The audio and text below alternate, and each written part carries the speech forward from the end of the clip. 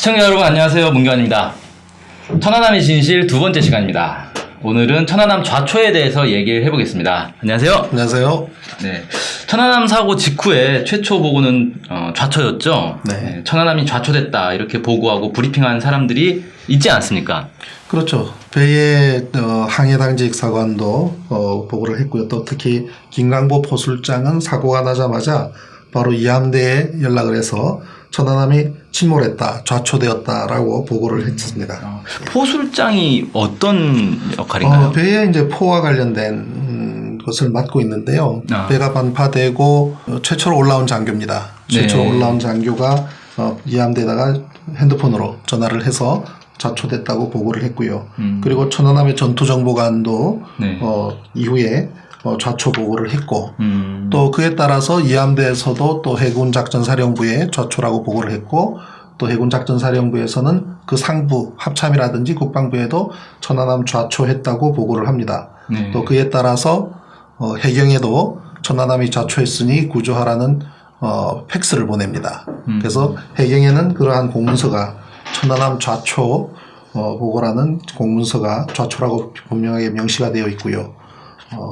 또한 이제 해군작전사령부의 신승섭 당시 해군작전 처장, 당시는 대령이었습니다만은 현재 우리나라 해군참모총장입니다. 그분이 법정에 증인으로 출석을 해서 그때는 해군 준장 때입니다. 출석을 해서 천안함은 좌초했다고 보고를 받았고 또 상부에도 좌초로 보고했다라는 증언도 했습니다. 네.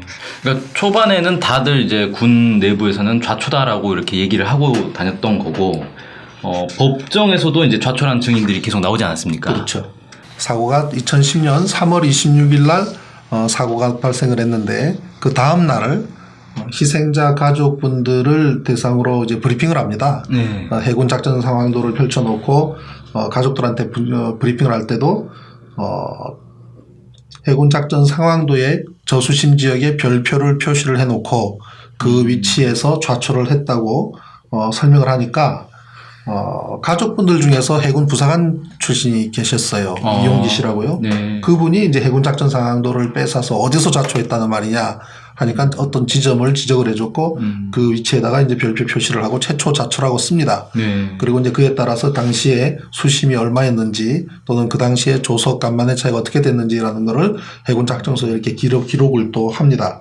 예, 그래서 이제 또 이원보 대령도 이함대에 천안함 그 전대장인데 이원보 대령도 천안함이 좌초했다라는 그런 설명들을 합니다. 근데 이후에 며칠 지나고 나서 좌초라는 말은 들어가고 점점 폭발로 변하기 시작하죠. 초반에는 좌초라고 했다가 나중에 이제 말을 바꾼 거다. 그렇죠. 이렇게 좀 얘기가 되는 거죠. 그 작전 상황도 얘기 아까 이렇게 하셨는데 이 작전 상황도가 공개된 거는 뭐 어떤 과정으로 공개가 된 건가요? 해군에서는 이제 그 희생자 가족분들한테 설명을 하려 그러니까 백령도와 그 인근 해역에 대한 해도가 필요했을 겁니다. 네. 그래서 그 당시에 사고가 났을 때에 이 함선들, 구조 함선들 또 인근에 있던 고석정 또 초계함, 그다음에 해경 경비정, 또 관공선까지 포함을 해서 어떻게 움직였는지 어느 부분에 집결해 있었는지 등등을 마킹하고 표시한 작전 상황도를 그대로 들고 나와서 가족분들한테 보여주면서 설명을 한 거죠. 그래서 제가 이제 이것을 입수를 한 것은 아시아 경제에서 사진 한 장을 찍어서 그것이 이제 보도가 되면서 그것이 처음으로 이제 알려졌는데요. 제가 뭐 개인적으로 별도로 작전 사항도를 입수를 한 것은 아닌데 보도를 보다 보니까 아시아 경제에 3월 27일자 오후 4시경에 나온 이 보도 내용이 사고 지역은 초계함이 들어갈 수 있는 지역이 아니다라는 타이틀로 나온 보도가 있습니다. 포토뉴스인데 사진 한 장에 밑에 이렇게 짤막하게 상황을 보도한 내용입니다. 거기에 보면은 27일 경기도 평택 해군 이함대에서 해군 관계자와 생존 선원들에게 브리핑을 했는데 그때 실종 선원 가족들이 해군이 설명한 당시의 상황이 말이 되지 않는다 하고 항의를 하고 한 그 내용이 이제 공개가 된 거예요. 언론에 보도가 된 거죠.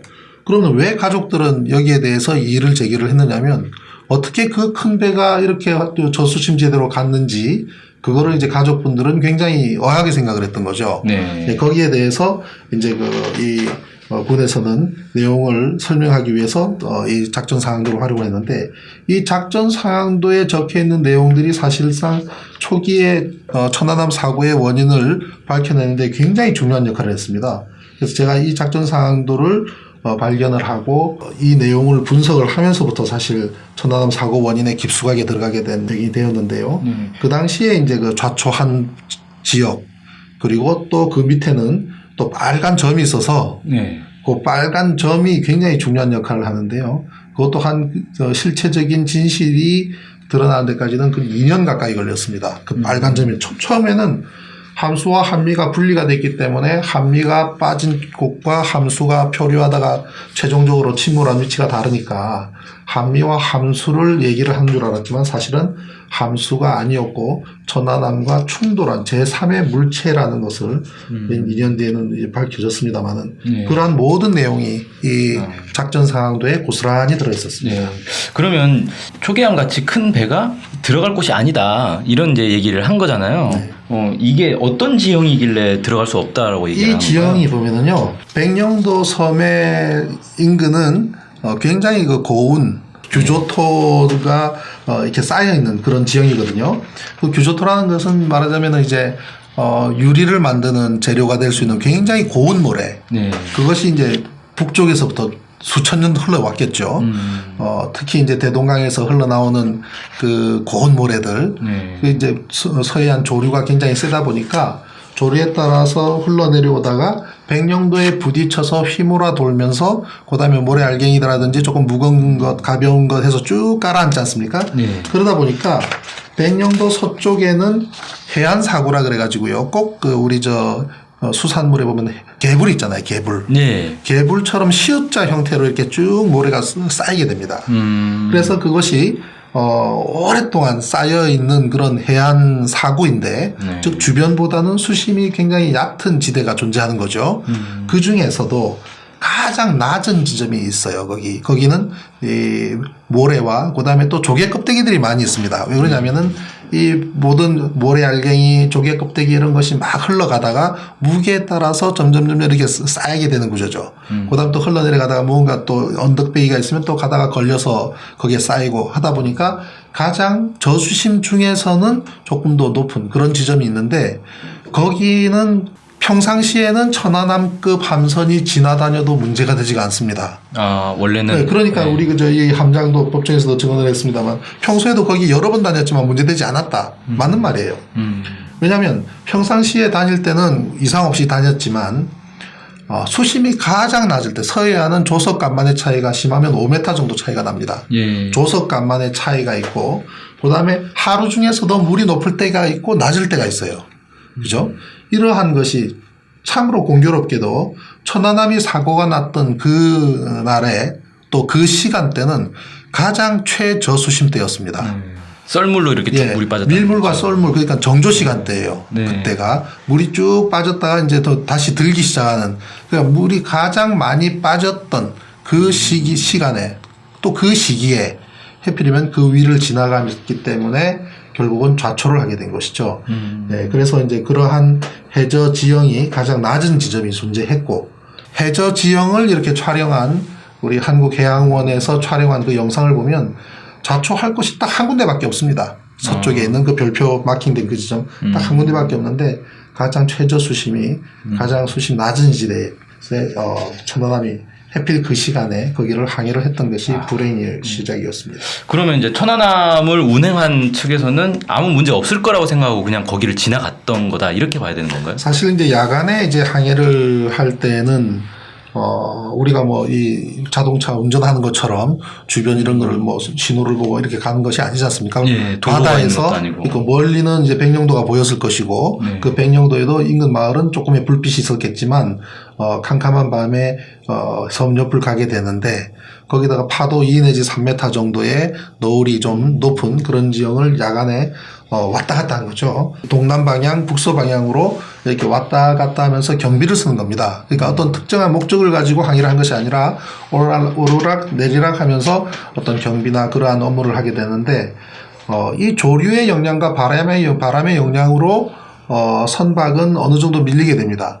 자기가 원하는 지역 방향 쪽으로 운항을 하고 싶어도 조류의 영향과 바람의 영향에 따라서 안쪽으로 밀리는 현상이 발생하는데, 우리 그날 당직을 썼던 항해 당직 사관이 항해가 좀 미숙하다는 것은 밑으로 내려왔던 배가 다시 터닝을 해서 위쪽으로 올라갈 때는 섬에서 반대 방향으로 터닝을 해야 돼요. 선회를 할 때, 즉 외해 쪽으로 터닝을 해야 되거든요. 그런데 내해 쪽으로 터닝을 했습니다.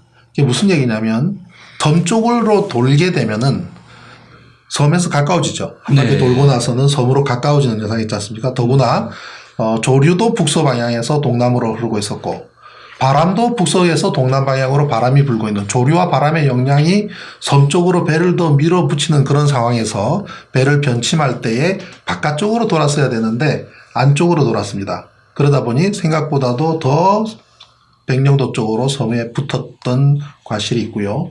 더구나 그 당시에 속도를 보면은 6 내지 6.5나트, 천안함이 최고 속도를 냈을 때는 20나트 가까이 속도가 나는 초기함이거든요. 30나트 이상까지도 낼 수 있고, 통상 이제 항해는 20나트 내지 뭐 그 이상도 이제 달 수가 있는데, 경비를 쓸 때 그 당시에는 어떤 특정한 목적이 있었던 것이 아니기 때문에 저속으로 운항을 하고 있었습니다. 그랬을 때 속도가 낮은 상태에서 선회를 할 경우에는 선회 반경, 회전 반경이 더 길어집니다. 그러니까 생각보다도 이 선회를 할 때에 반경이 더 길어지니까 항해 장교가 속도를 9.5노트 정도로 다시 높여요. 네. 속도를 좀 높여서 이렇게 돌았는데, 그렇다고 하더라도 섬 쪽으로 많이 붙었던 것이 과실입니다. 그래서 그 위로 지나가면서 저수심지대 위를 항해했던 것이죠. 네. 그러니까 일단은 좌초의 원인은 좀 과실이 크다. 과실이 이렇게 큽니다. 예, 봐야 될 것 같군요. 그러면 이제 하필이면 이 수심이 낮은 그런 시기에 실수 이 과실까지 겹쳐가지고 그렇죠. 운항 이렇게 과실이 해서 잘못이 큽니다. 네, 좌초를 하게 됐다. 뭐 이렇게 좀 정리를 하면 네, 되겠습니까? 그렇습니다. 네. 그러면 오늘 이 천안함이 좌초를 했다. 좌초를 처음에 한 것이다. 이 내용으로 쭉 방송을 했는데요. 천안함의 진실 두 번째 시간은 이걸로 마치겠습니다. 감사합니다. 감사합니다.